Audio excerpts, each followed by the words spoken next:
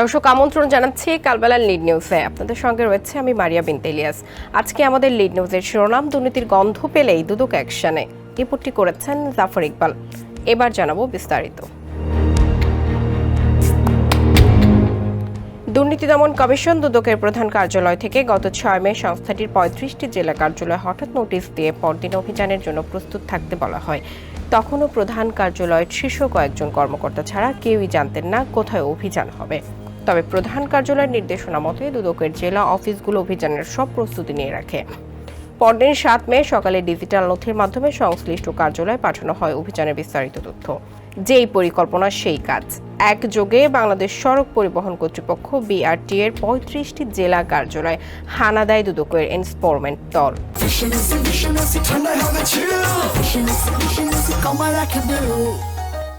এর আগে একই কায়দায় গত 29 এপ্রিল সকালে দেশব্যাপী স্থানীয় সরকার প্রকৌশল অধিদপ্তর LGDর প্রধান কার্যালয় সহ 36টি কার্যালয়ে অভিযান চালায় দুদক। তারও আগে গত 16 এপ্রিল একযোগে অভিযান পরিচালনা করা হয় দেশের 35টি সাব রেজিস্ট্রি অফিসে।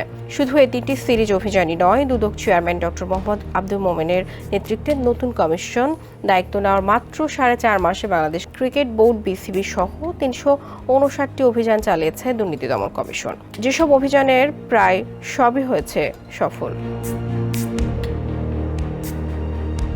দুদক সূত্রে জানা গেছে, গত বছরের 11 ডিসেম্বর মোমেন কমিশন দায়িত্ব নেওয়ার পরই সংস্থাটির অভিযানে গুরুত্ব দেওয়া হয়।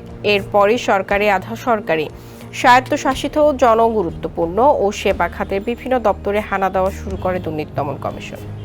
গত 4 মাসে দুদক যেসব প্রতিষ্ঠান, মন্ত্রণালয় ও দপ্তরে অভিযান পরিচালনা করেছে তার মধ্যে রয়েছে বাংলাদেশ ক্রিকেট বোর্ড, নগদ securities exchange commission, city corporation সমূহ, জাতীয় গৃহায়ন কর্তৃপক্ষ, কৃষি সম্প্রসারণ অধিদপ্তর, বাংলাদেশ ক্ষুদ্র ও কুটির শিল্প কর্পোরেশন, বাংলাদেশ বেতার, আঞ্চলিক পাসপোর্ট অফিস, প্রাথমিক ও গণশিক্ষা মন্ত্রণালয়, DPDC, উপজেলা প্রকল্প বাস্তবায়ন কর্মকর্তার কার্যালয়, তিতাস প্রাণী সম্পদ অধিদপ্তর, বরেন্দ্র বহুমুখী উন্নয়ন কর্তৃপক্ষ, নির্বাচন কমিশন, উপজেলা নির্বাচন অফিস, LGD, সড়ক জনপদ বিভাগ, রামগড় স্থলবন্দর জনস্বাস্থ্য প্রকৌশল অধিদপ্তর, সরকারি আবাসন অধিদপ্তর, সমবায় অধিদপ্তর, সাব রেজিস্ট্রারের কার্যালয়, Bangladesh shipping corporation, BSMMU, Bangladesh chemical industries corporation, জেলা ত্রাণ ও পুনর্বাসন অফিস, বাংলাদেশ ডাক বিভাগ, বাংলাদেশ বিজ্ঞান ও শিল্প গবেষণা পরিষদ, বাংলা একাডেমি, নার্সিং ও মিডওয়াইফারি অধিদপ্তর, রাজুক, বন অধিদপ্তর ও জাতীয় গ্রন্থকেন্দ্র অধিদপ্তর।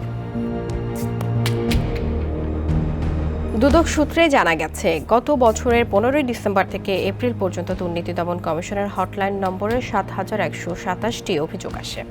সেখান থেকে বাছাই করে দুদকের তফসিলভুক্ত 424টি অভিযোগ রেকর্ডভুক্ত করে এনফোর্সমেন্টে পাঠানো হয়। এছাড়া দৈনিক ও সাম্প্রতিক সেল থেকে একই সময়ে 13টি অভিযোগের তথ্য পায় এনফোর্সমেন্ট টিম। আর ইমেল, প্রিন্ট ও ইলেকট্রনিক মিডিয়া এবং অন্যান্য সোর্স থেকে 273টি অভিযোগের তথ্য মেলে। সেখান থেকে গত বছরের 15 ডিসেম্বর থেকে এপ্রিল পর্যন্ত 4.5 মাসে 359টি দপ্তর অভিযান পরিচালনা করে দুদক। এছাড়া ব্যবস্থা নিতে বিভিন্ন দপ্তরে 344টি চিঠি দিয়েছে সংস্থাটি। এর পরিপ্রেক্ষিতে ব্যবস্থা গ্রহণ করা হয়েছে মর্মে দুদকের ফিডব্যাক চিঠি এসেছে 48টি। একই সঙ্গে 3টি ফাঁদ মামলা পরিচালনা করে ঘুষের টাকা সহ হাতে নাতে আটক করা হয়েছে বেশ কয়েকজনকে। এসব অভিযান থেকে প্রাপ্ত তথ্যাদি বিশ্লেষণ করে সরাসরি 14টি মামলা করেছে দুর্নীতি বিরোধী সংস্থাটি। আর অভিযানের তথ্যাদি বিশ্লেষণ করে 56টি পৃথক অনুসন্ধানের সিদ্ধান্ত নেওয়া হয়েছে দুর্নীতি দমন কমিশন থেকে।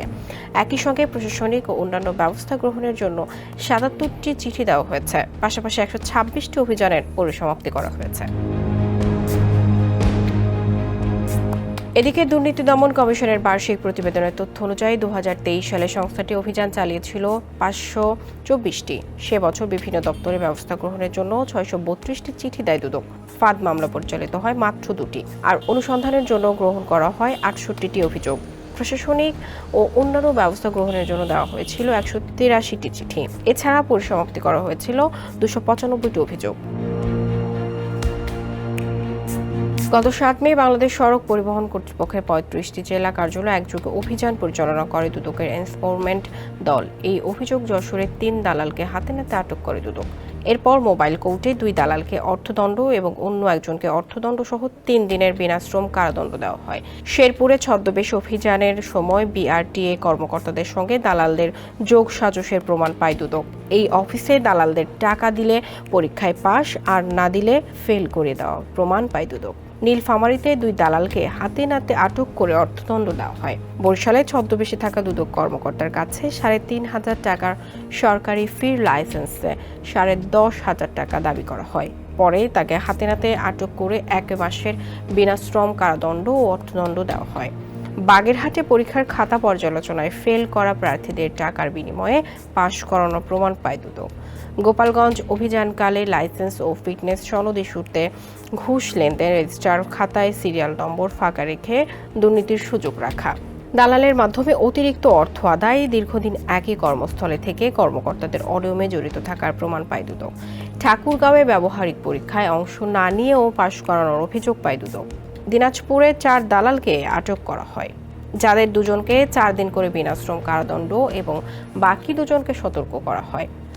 একই রকমভাবে অভিযান চালানো বিআরটিএর প্রায় সব কার্যালয়ে দুর্নীতি ও অনিয়মের প্রমাণ পায় দুদক।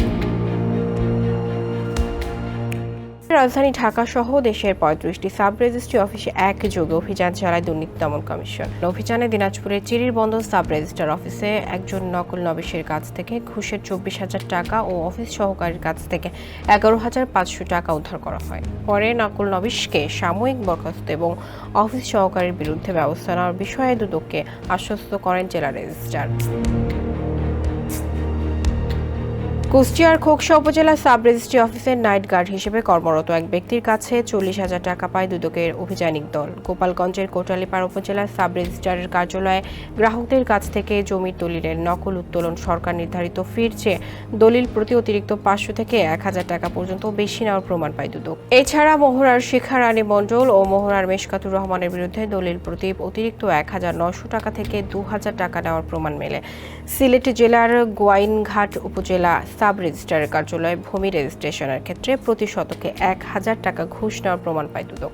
যশোর সদর উপজেলা সাব রেজিস্ট্রারের কার্যালয়ে অফিস সহকারীর ড্রয়ার থেকে 5,100 টাকা জব্দ করে দুদক। এছাড়া অভিযান চালানো প্রায় প্রতিটি সাব রেজিস্ট্রি অফিসে নানা ধরনের দুর্নীতি ও অনিয়মের প্রমাণ পায় দুর্নীতি দমন কমিশনের এনফোর্সমেন্ট দল। সার্বিক বিষয়ে জানতে চাইলে দুদকের কমিশনার ব্রিগেডিয়ার জেনারেল অবসর হাফিজ আহসান ফরিদ কালবেলাকে বলেন, আমাদের প্রায় সব অভিযানই মাঠ পর্যায়ে আপামর জনসাধারণের দৈনন্দিন সেবামূলক সরকারি ও আধা সরকারি প্রতিষ্ঠানের সঙ্গে সম্পর্কিত। এইসব সেবামূলক খাতে সরকার প্রচুর অর্থ ব্যয় করেছে এবং অনেক কর্মকর্তা কর্মচারীকে সুনির্দিষ্ট দায়িত্ব দিয়ে নিয়োগ দিয়েছে। এসব সেবা যাতে জনগণ সময় মতো কোনোরূপ হয়রানি এবং অতিরিক্ত ব্যয় ছাড়া পেতে পারে, সেজন্যই আমাদের এই অভিযানগুলো। এর মাধ্যমে আমরা সব সেবাদাতা প্রতিষ্ঠানকে মানুষের কাছে তাদের দায়বদ্ধতা স্মরণ করিয়ে দিতে চাচ্ছি এবং সরকার নির্ধারিত ন্যূনতম পেমেন্টে সর্বোচ্চ সেবা প্রদান চলমান রাখার জন্য আচরণগত পরিবর্তনের আহ্বান জানাচ্ছি। দুর্নীতিবাজদের বিরুদ্ধে কঠোর হুঁশিয়ারি দিয়ে দুদকের এই কমিশনার বলেন, দুর্নীতিবাজদের কোনো ছাড় বা শিথিলতার সুযোগ নেই, সে যেই হোক না কেন। দুর্নীতি প্রতিরোধ এবং বিচারের সাধ্যমতো চেষ্টা করে যেতে দুদক প্রাতিষ্ঠানিকভাবে দেশবাসীর কাছে দায়বদ্ধ। এই দায়বদ্ধতা কোনো তাত্ত্বিক বিষয় নয়, এটা বাস্তব এবং প্রায়োগিক। তবে দেশবাসীর সহযোগিতা ছাড়া দুর্নীতির বিরুদ্ধে সংগ্রামে কোনো ধরনের সাফল্য সম্ভব নয়। তিনি আরও বলেন, ইউটিউব রিপোর্টে দেখলাম একটা ছোট মুদির দোকানে নিচু করে ঝোলানো সিলিং ফ্যানের বাতাসের প্রেসার নিচে স্থাপিত ডিজিটাল স্কেলের প্লেটের ওপর ফেলে ওজনে কম দেওয়া হচ্ছে। এই আপাততুচ্ছ কিন্তু খুবই লজ্জাজনক প্রক্রিয়া আমাদের বলে দিচ্ছে দেশের দুর্নীতি এখন আর রাজনৈতিক নেতাকর্মী মাস্তান আর সরকারি কার্যালয়ে সীমাবদ্ধ নেই, এর ব্যাপ্তি ব্যাপক ও ভয়াবহ। এজন্য আমরা দেশবাসীকে আন্তরিকতার সঙ্গে সব ছোট বড় দুর্নীতির বিরুদ্ধে সচেতন হওয়ার পাশাপাশি প্রতিরোধের আহ্বান জানাই।